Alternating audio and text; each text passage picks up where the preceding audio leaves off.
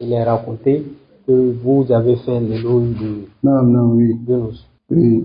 Quelqu'un m'a envoyé cette vidéo où j'ai dit que cette mosquée a été construite par notre frère pour les gens de la Sunna. Et j'ai vu cette vidéo et ce que je peux dire ici, effectivement, ils ont monté de sorte que, comme un éloge, le fait de dire notre frère, et sur ça il se base, les musulmans ne sont pas des frères, et le fait de faire dua pour une personne qui a fait un acte de bien de manière apparente, est-il considéré comme un éloge? De manière apparente, il a construit une mosquée pour les gens de la Sunna de manière apparente.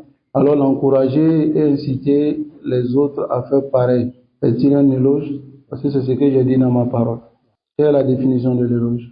La définition de l'éloge, je pense que c'est un discours qu'on prononce, comme ça vient dans al-lugha wal istilah, vantant les mérites et les qualités, avoir les mérites et les qualités. Et ce qu'ils veulent dire par l'éloge, c'est, vu ma dernière parole que j'ai dite. Donc, ils ont essayé d'apporter les deux pour montrer que je me contredis. Là où nous sommes, quand les gens sont aveuglés par la passion, après ils n'arrivent pas à comprendre ce qu'on appelle l'éloge et puis ce qu'on appelle le remerciement. Voyez, ils n'arrivent pas à connaître la différence entre les deux. Parce qu'il y en a Kultu, il y en a Hizbi, il y en a Wabaki Hizbi. C'est ce que j'ai dit. Il était Hizbi, il est resté Hizbi. Maintenant, vous avez envoyé une vidéo où il dit que cette mosquée a été construite par un de nos frères pour les gens de la Sunna. Et vraiment, j'encourage les frères de faire pareil comme lui, j'ai fait des doigts pour lui. Où est l'éloge? Où est cette contradiction-là? Ça nous préserve. D'abord, premièrement, vous amenez une parole de moi où j'ai dit clairement qu'il était salafi. J'ai dit clairement là-bas, ce qui va venir contredire maintenant, ce que j'ai dit dernièrement. N'est-ce pas? Ensuite, certaines personnes peuvent se poser la question. Pourquoi je n'ai pas dit depuis longtemps qu'il était Hizbi et c'est maintenant que j'ai dit cela? N'est-ce pas? Cette ambiguïté peut rester.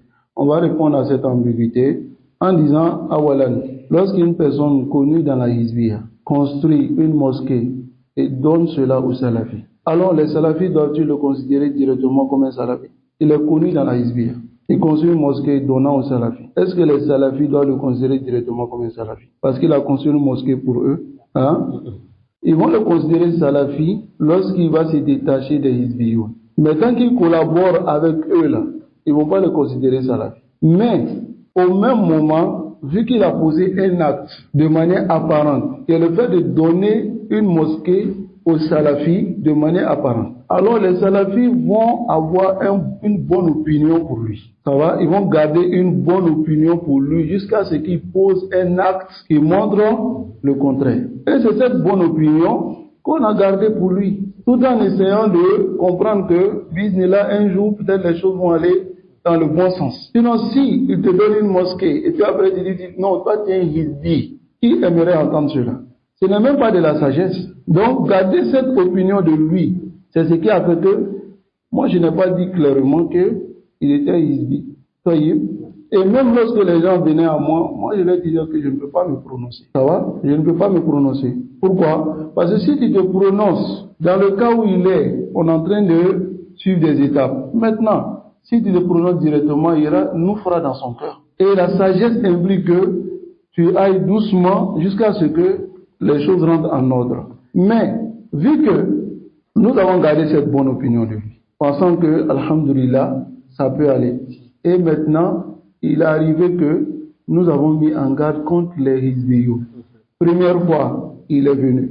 Deuxième fois, il est venu avec maintenant des mensonges. Et il avait sorti les salafis dans cette mosquée à cause des Hizbiyou. Qu'est-ce que nous pensons de lui maintenant?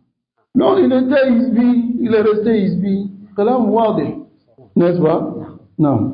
Et concernant cela, toujours dans ce même sens, parce que ce qui est étonnant, c'est que Younous lui-même, il dit qu'il a été rendu innovateur par le fait d'avoir salué Koutaou devant la mosquée Tawhid. Si réellement il a dit cela, c'est qu'en réalité, ils n'ont pas une seule version. Je me rappelle, Biabouani, ça m'a dit, quand il m'a contacté la première fois, il m'a dit c'est lorsque il est allé chez les Hizbiyoun, c'est le Khoutab, on l'a rendu innovateur. Voilà la première riwaya. La deuxième riwaya, c'est que D'autres disent qu'on le considérait salafi. Et quand nous avons quitté la mosquée, on l'a rendu Hizbi. Hadi riwayatun thaniya. Troisième riwaya vient de lui-même. Lorsque il a salué Kontao, on l'a rendu Hizbi. Riwayatun thalitha. Alors, toutes ces versions-là montrent déjà la fausseté de leur propos. N'est-ce pas? لأن الحق أبلج والباطل لجلج. La vérité est claire et unique. Mais le faux est quoi? Confus et bagailleur. Allah nous préserve. Amen.